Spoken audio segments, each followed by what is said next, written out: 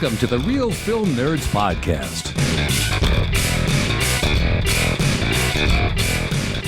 Welcome everyone back to another exciting episode of the Real Film Nerds Podcast. My name is Matt.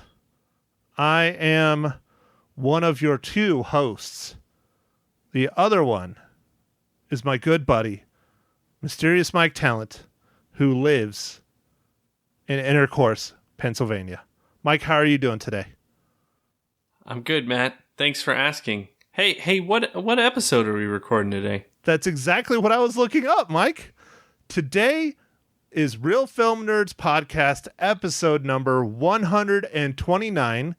It is a tributary on the Netflix original film. I still am kind of leery about saying it's a Netflix original, but we'll just go with that. Revenger from 2018. Yeah, I'm not sure if just Netflix ended up getting the rights to display this film I in America. I don't know. But anyway, yes, we're going to say that it's a Netflix tributary. Yes, they say it's an original, but I don't think they had anything to do other than buying the rights to it. Because if you look, it was filmed in 2018. It's a South Korean film. So I don't know. I'm excited to talk about this one. We'll see how this goes. So, Mike, let's just not beat around the bush. Give me the rundown for Revenger. Okay, so being that this is a South Korean film, I'm going to screw up all the names of everyone. But there's not very many names listed on IMDb, our unofficial sponsor. So I'm just going to go director Sing-won Lee. It doesn't seem to say what who did the story. I think it's also Sing-won Lee, but I'm not sure. It's starring Bruce Kahn, Hee Soon Park, Jin Sao Yoon. And the story is a former police investigator decides to go to a prison island to revenge the brutal killings of his family. Mike, I have to say you did a very good job. I would have butchered the hell out of those names as well. And, I think the reason why there's not more information on IMDb, like who did what, is because even in the subtitles are almost 100% in South Korean. Yeah, not I think South you're right. Korean, but Korean. Sorry. In Korean. So how do you, unless you get someone that'll sit down and do it that speaks Korean, and can read it and write it. Anyways. So, Mike, all right, before we jump into it, let's talk about one more thing to get completely 100% off topic, but not off topic. This coming Saturday at the Prescott Gateway Mall is a big event for nerds. It is called the Gateway to Geekdom. It is a $5 entry. It is going to have all kinds of panels, costume contests. It's basically like a regular comic convention or Comic Con, as people like to say, but not get sued anymore. A Comic Con in Prescott? Basically, that's what it is. It's called Gateway to Geekdom. It's being hosted by my buddy who owns the Game On Comics and Games comic book shop, or not. It's not really a comic book shop. It's more of a game shop. But anyways, he's the one that's hosting and putting it on with a couple other people. I am participating in it. I know you will not be able to make it all the way out here. So I got us some business cards that I'll be handing out. And then if you've listened to this pod and you go to the Gateway to Geekdom and you come up to me and ask for one, I will give you what little stash of Real Film Nerd stickers we have. I will just give you one if you ask for it, if you come up to me during the Gateway to Geekdom event. Now it goes from 10 a.m. until 6 p.m. at the Prescott Gateway Mall. I will be running around with my camera taking pictures. Josh asked me to do that, and we will figure out something in comic book trade later, which is always fun. But I'm sitting at my buddy Dave Beatty, who is drawn for Marvel and DC and a bunch of other different big time comic book places in small time. He has his own book right now called Red Skirts. You can find it online, 100% free. I'll be hanging out with him at his table with our banner and business cards. And anyways, so come on out, say what's up, BS with me. I'll give you a sticker. Man, Matt, that was quite a segue there. But yeah, everybody who's in the Prescott area should hit that up. It sounds like a lot of fun. Nerd out, check out some new stuff. Yeah, for sure. It would be fun. I'm participating in it. We'll see how it goes. Just trying to get this podcast some more listeners because you guys are not telling your friends and family enough. So work on it. Mom, especially you. Frankie Lala, especially you. Anyone from work, especially you. Anyone that knows Mike, especially you. Okay, I'm done. All right, Matt. So, Matt, I'll just talk a little bit about how we chose this movie. I think you saw a trailer for it on Netflix when it was promoting it a little earlier in the year, and we kind of put it off for a little bit, but we have a little bit of time, and I was a slacker and didn't see a movie this weekend, so I watched this movie previously, and now we're going to go talk about it. And Matt, do you just want to tell us a little bit why you chose this one? Because it looked freaking awesome. That's why. All right, yeah. Now, I love a good revenge movie, so... Well, yeah. It's a cool concept. The story is definitely lackluster throughout the film, but it's a cool concept, and then the martial arts is just amazing. Just over-the-top amazing for the most part. Some of it was a little rough, but the main guy, he clearly knows what he's doing very well. And I really liked some of the fight scenes, and that's mostly what attracted me to it. It was very reminiscent of the older 80s, 90s, 70s, 60s martial arts films that I grew up watching. Yeah, this movie is definitely about martial arts and of course revenge. I guess the story was a little bit where it was fairly weak, and I don't know. I feel like there was some humor in there that didn't make a lot of sense to me, but I think maybe was more a cultural divide thing. I think maybe they would have found it more amusing in South Korea. Oh, I agree, man. I agree. There was some random humor with a couple random guys. There was some humor in there that was pretty good, though. Like that one dude with the, he had like a Captain Hook hand or something. Oh, yeah. The drunk guy. Yeah. Yeah. That dude was weird. Real weird. But, hey, he added a little levity to the story. You know one that really annoyed the living hell out of me? Oh, I think I might know what it is, but I'm going to let you say what you think. It was the young girl. Oh, yeah. Yeah. Like, she was, over the top, and, her acting was clearly over the top, and there was some words that she kept saying, like the word for mom or whatever, and it was just this really high-pitched noise coming out of her mouth, and then a couple times, oh God, I don't know if you noticed this, but the makeup was really bad on her teeth. There's some scenes where her teeth are just really nasty, gross yellow, which makes sense because she was born on this island, right? Yes. And then they'll cut to scenes where they forgot to put the makeup on and her teeth is perfectly white.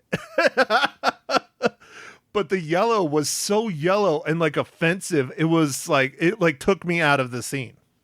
Oh, it was very such a stark contrast of what it was in one scene versus this scene. Yeah, well, no, just not even that. Just even before she had the white teeth, the yellow was just so wow. It was really, really brutal. Yeah, one thing that was very weird for me, and I don't really think this is a spoiler, and I'm sorry if it is to anybody who's listening, is they changed between Korean and English a couple times, and it was so random and only in a couple parts, I didn't understand. Okay, I can explain that a little bit because I've experienced that. I'm surprised you haven't experienced it growing up in Arizona too, Mike. maybe it's because I'm the one that worked in the Mexican restaurants and you didn't. When people are bilingual or even trilingual and they're around other people that are bilingual or trilingual as well, they'll jump between languages without even thinking about it.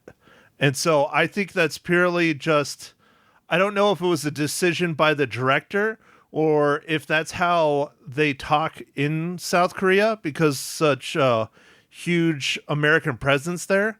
But I think that's all it was. It's a cultural thing because I've experienced that a lot when I worked in Mexican restaurants, especially when I'm working with people that speak both English and Spanish. They would just fluently switch between the two in the same conversation, sometimes even in the same sentence. Huh.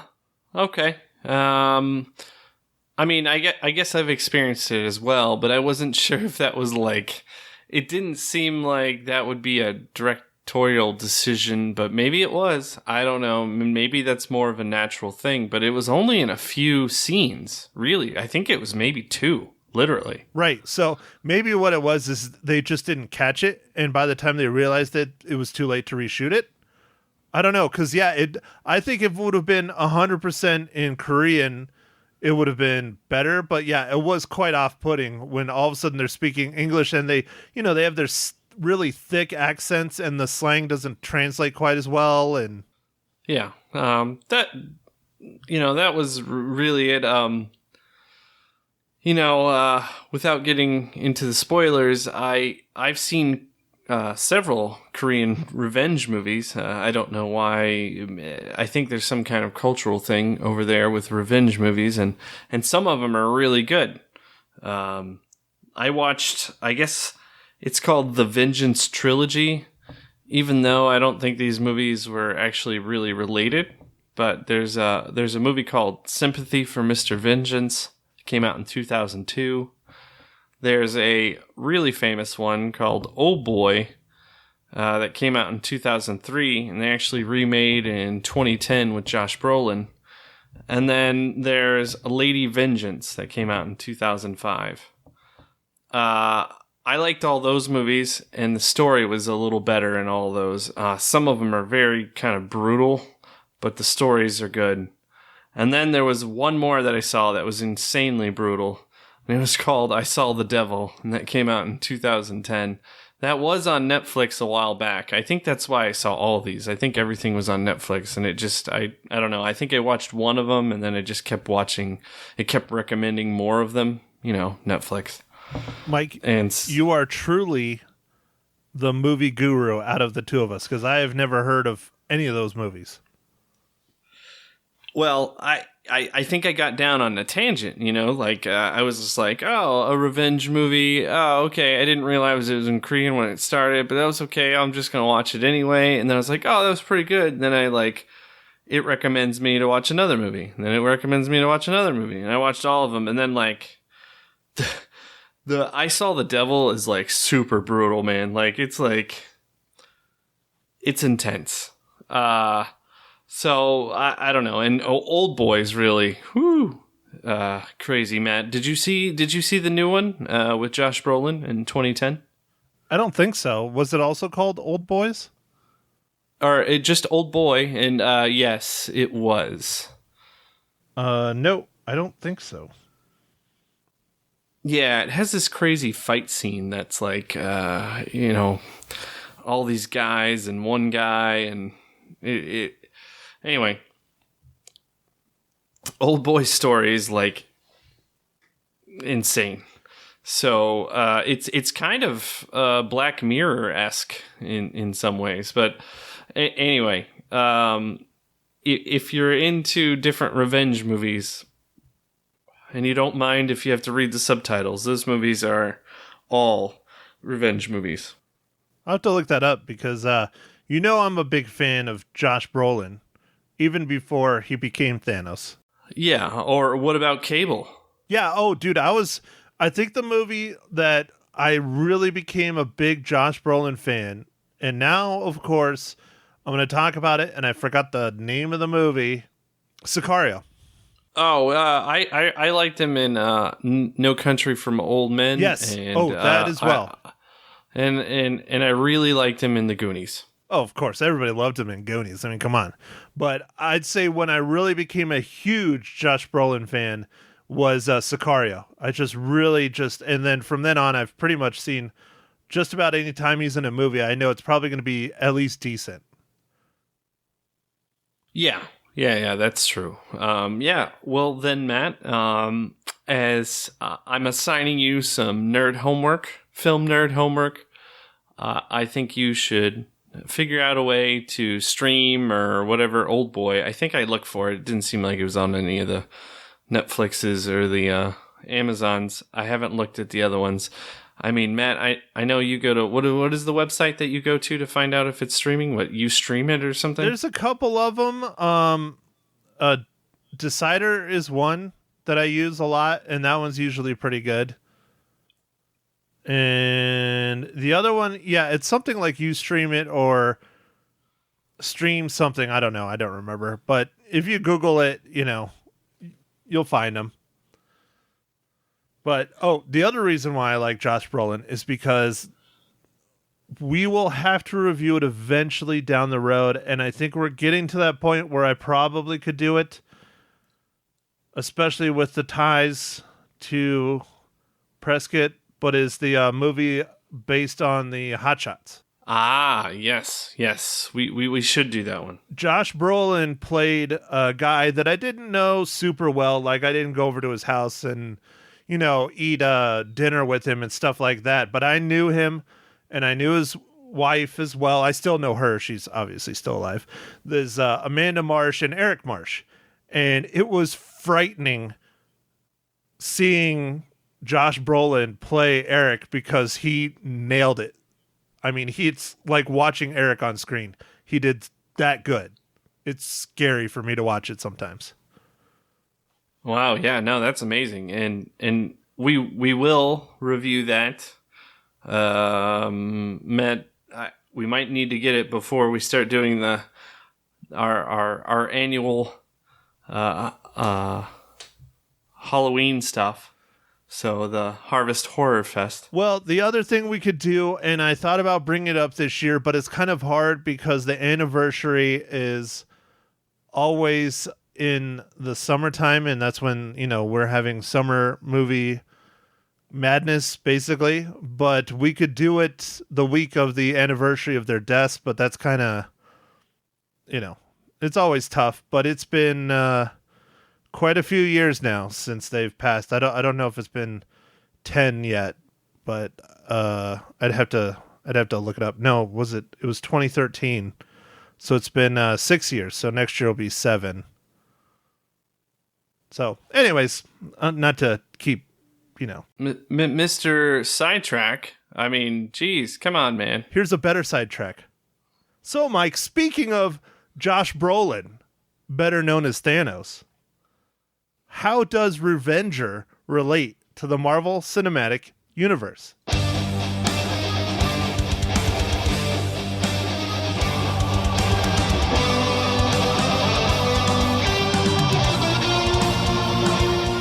All right, so this is kind of a cop out. I'm just saying that right now, but the star in this movie, Bruce Kahn, who plays character Kim Yule, was in Daredevil, but not the Daredevil that we've seen on Netflix. This is the Daredevil movie that they made in 2003 that I think Marvel would like to forget about. And this was starring Ben Affleck, Colin Farrell, and Jennifer Garner. And he was a stuntman, and he's not even credited, but he was listed in IMDb, so that's as good as I'm going to take, and that's all I could find. I had like 4 characters to look for, so. That's still pretty good that you found anything. And as horrible as that movie is, it's not complete 100% garbage like Batman versus Superman, but it's not great either. So, I don't know. Yeah, so I kind of feel bad. That's not the best MCU tie-in, and maybe, that doesn't count, but I tried. I'll allow it this time, Mike. We'll let it slide. It's a character that's from the Marvel Cinematic Universe. So, yeah, Let's go with it. All right. Thank you. I guess we can spoil Revenger now. I mean, or you know what? Maybe we should do this since I already jumped off. Mike, do you recommend our handful of listeners to go and waste their time watching Revenger on Netflix? So if you like martial arts movies, yes, because there's actually some really, really good choreographed martial arts in this, and that was the highlight of this film. The story's not the best, but it starts off so awesome. If it just kept going like that, it would have been great, but it kind of gets weird a little quick. But if you just hang in there, there's some really cool fights, and if you don't mind reading subtitles, because it's mostly in Korean, just about 96% of it is in Korean. Or if you're fluent in Korean, then totally watch this movie, and awesome. I definitely think if you're a martial arts fan or just even an action fan, this is a good one to watch. Granted, it's not like blow up stuff action. It's hand-to-hand combat action, but it's still really, really, really good. It's really well done, really good choreographed.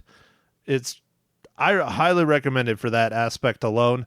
Yeah, I agree. The story started out really fun, really awesome, on the beach. Very cool. And then it just starts falling apart. And one of my complaints as well is, they never really explain why the main character was put on the island. He had to have committed some form of a crime to be put there, and something really bad. And they never explain it. Nope, they don't. I mean, but they didn't need to that much, because we got enough of how he wanted to be on there. But you're right. Yeah, it's... Well, but then they could have explained that. They could have said, okay, well, he went and killed someone, or he volunteered and said, I want to go there just to get revenge, which would have made it even better story. Yeah. See, stuff like that. Yeah, that's true. But no, I agree. I think now we're going to spoil people more, but I really did like that when he shows up on the beach and he has the mask and the restraints on it, and he just beats the living hell out of those guys with just his feet. That was badass. No, it was super cool, and it was super well done. Right. Like, there are all the fight scenes. It's like they were really, really well done, and then the story was like the part that they didn't focus too much on. Well, especially during that part in the middle, during the second act, when the bad group of people follow the Captain Hook back to his hideaway, and it's like, why are they just now thinking of this? Because clearly this hideaway has been there for a while. And they go and they just like slaughter everybody, and then the main badass guy is just asleep the whole time. Granted, that battle was pretty cool, but it was just, ugh. Man, I am going to bring in a little side topic. I usually don't do this, but there is a revenge movie that, if you like revenge movies and you're listening, that you guys should watch. And it is on Amazon now for streaming. Oh, hold on. Let me guess. Death Becomes Her? No. Oh. No. Damn it. It is called The Horseman. It's an Australian movie. And when I watched it, I was blown away. It's intense. It's got a lot of really intense scenes. But I love that movie, and it is super revenge. Like, there are certain movies that just really, like, whoa. And this one was one of those. Mike, have you ever sought professional help? No. It really sounds like you have angst against someone in your life, and you are looking to get revenge. Just come out with it, Mike. What did I do? What did I do, Mike? No, it's not against you, man. As much as you think it is, it's not against you. All right, good. So it's against someone else then. Yeah, and then there's a French movie called Revenge, just called Revenge. French movie came out not too long ago. Hold on. And it is excellent as well. 2017, because there's way too many movies called Revenge, but this one came out in 2017. It's awesome, but it is not streaming anywhere for free right now. And I've already talked about it before on the podcast, so... I'll do one more revenge movie here in a second, but I don't know. I am a fan of these revenge movies. I don't know. I guess I feel, I don't know. Sometimes I really enjoy what the character's doing, or at least side with them, I guess. And I'm like, oh yeah, that's pretty fun. Like I like the fact that they're getting like satisfaction that they're taking something, like, I don't know. Let's just go back though, Mike. You did agree there is someone out there in this glorious planet of ours that you want to get revenge against. I mean, sure. I mean, I'm a person. There's all kinds of things that have happened. I mean, the guy who cut me off in traffic. I don't know, man. There's all kinds of stuff. You gonna go get him like Mel Gibson in Payback? No, but that was pretty good. What I loved throughout that movie, everyone's trying to pay him more money than he wants, and he's like, no, I just want like, I don't know, $800. And they're like, what? You did all this for $800? You're crazy. Yeah, and then he kills him anyways. Yeah. God, it was like what? It was like 50 grand or 80 grand, I think is what it was. I don't remember. And everybody kept offering him more. He's like 200,000. Yeah, I think it was. It wasn't something, I mean, yes, it was a large amount of money, but it wasn't worth all the trouble. And that's what everybody kind of was trying to point out. Well, especially to the mob. Yeah. Ooh, Matt, so this is the other movie. I couldn't remember its name real quick, but I found it. The other revenge movie that just, man, intense, but super awesome. Law Abiding Citizen. Yeah, that is a good movie. That is a good one. You can watch that right now on Prime Video. Unofficial sponsor. Is Prime Video now our unofficial sponsor? It's not IMDb? Well, IMDb and Prime Video are owned by the same Amazons. Oh, okay. So let's just go with we're sponsored by Amazon. Wait, no, they probably won't like that because we're not actually sponsored by them because they do a lot of that Amazon link crap, and we don't do that. I mean, I guess we're unofficial. Yeah. We want to say unofficial. Unofficial. Over and over. Okay. All right. Unofficial. All right. So again, Mike, to get back on topic about you seeking out revenge against me. Yes. Well, as far as revenge movies go, I guess this one was a little bit weak in the story, but there were some really good plot stuff. And, like I said, if you have some extra time and you enjoy revenge movies, especially with great action, because this one's a lot of like hand-to-hand combat, you should watch this movie. It's on Netflix. If you don't bother. Expand your horizons. It's not going to hurt you. It's interesting to see what other countries do with film. But one thing I was going to say, it does kind of remind me of like a video game. It starts out with like he's fighting like a bunch of guys, and then he goes to fighting like a whole lot of guys, and then he goes to fighting like the boss, and then he has like the semi-final boss, the dude with like the swords, the hunchback with like the swords, and then the other dude. Oh yeah, yes. It's almost like Mortal Kombat, like building up. And then he gets to the final boss, and it's this big badass fight scene. Yeah, it's like it's like climbing the tower of a tournament or something. Yeah. Right. It's kind of funny like that, but hey, it worked for me. So, okay, Mike, how many reels do you give Netflix's Revenger? So I'm gonna give this one 2 reels out of 5. Wow, 2 reels out of 5. Well, I'm glad to see we are back in form because I give it more. I gave it 3 out of 5. I think it's just average. Oh man, you are a very gentle person when it comes to rating movies, and I don't know. I guess I'm just super harsh, or I've seen so many movies that I'm like jaded. Well, it might be just nostalgia.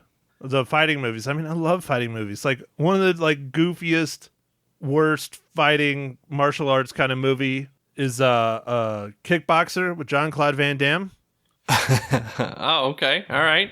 I mean, I loved a lot of Jean-Claude Van Damme movies growing up, man. Right. I love that movie to death. Bloodsport. Man, Bloodsport, Universal Soldier. Sorry, it was Bloodsport, not man. Kickboxer. Sorry, I take it back. It was Bloodsport. Oh, sorry. Oh, man. I dropped the ball. Oh, Bloodsport was awesome. I know. The Kumite. I still have that song stuck in my head. Yes. And then the really big dude like lying over, like bending down over him, like shaking his head and like grabbing his headband and shit, and just God, dude, that movie is so great. So maybe I'm just very nostalgic for a good old fashioned martial arts movie, and it's really cool to see something like this today. Yeah. Okay, Mike. So what the hell are we going to talk about next week? Since you missed Good Boy, Good Boys, multiples. Yes, Good Boys. I think I'm going to try and watch Good Boys because is anything coming out this coming week? There's two that interest me. I don't know how much interest you have in them, but Ready or Not, the horror mystery thriller, opens August 21st. Oh, is that the one where the woman is getting married and the family's got to go play hide and seek? Yes, they just got married and she plays hide and go seek. That looks kind of interesting. It looks fun to me, it does. But I think it'll be really ridiculous. Right? It does look like it's a lot of fun. That's why I want to see it. It's probably going to be, like you said, ridiculous. Angel Has Fallen comes out. I haven't watched any of those movies, so I'll be lost on this one. And then the other one that I kind of wouldn't mind seeing, but I don't know if we're going to get it. I think it's an indie. It's called Brittany Runs a Marathon. Oh, okay. I don't know if I've seen any trailers for that. It's emotional, kind of feel-goody kind of movie, but it looks interesting.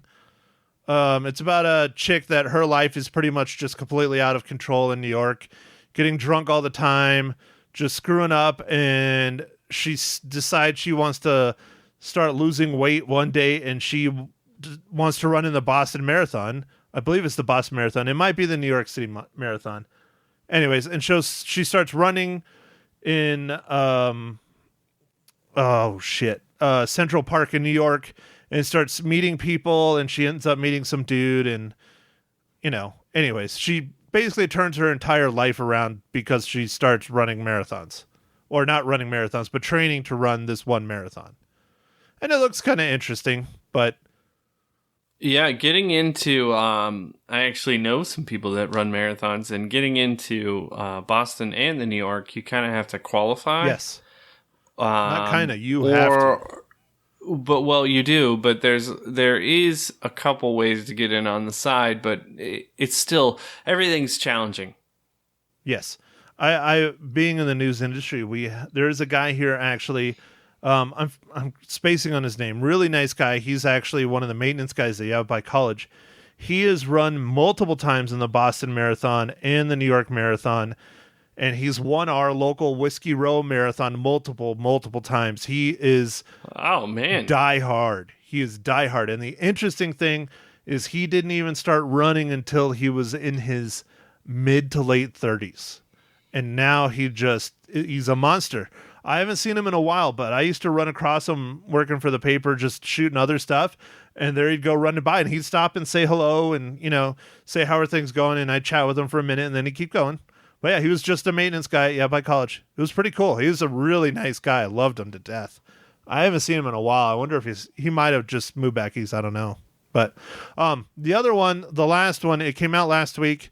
I know you had an interest in seeing it. I don't think we got it, though, here in Prescott.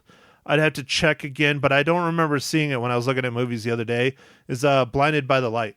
Oh, yeah. I don't think I saw that either. I don't know if that was a wide release. It might have just come out in, like, New York and L.A. or markets that aren't ours. Well, it made $4.33 million at the box office opening weekend. Okay, well, maybe it came out in more screens than I thought. It might just be, I don't know. It might just be the really big markets. Here, I'll click on it and we'll look. I don't know if it shows movies though in here. Oh, I am wrong. It is here in full force. Is that okay? Oh, see, my stupid freaking router that I'm not my router, but the router I connect to outside of my house for Cable One says I am in Missouri. So in Joplin, Missouri, they have it. That doesn't do me any good, but very nice. Okay, Mike. Well, I don't have anything else. We'll have to figure out, but I think those are the three that I'm interested in seeing. One of those, and let's definitely try and do Good Boys next week. And if we can get to 2, we'll do one of the 3 we just talked about. If not, you guys will only get Good Boys. And I hope to see at least one person at Gateway to Geekdom at the Prescott Gateway Mall this weekend. Come and say what's up. Tell me I suck in person.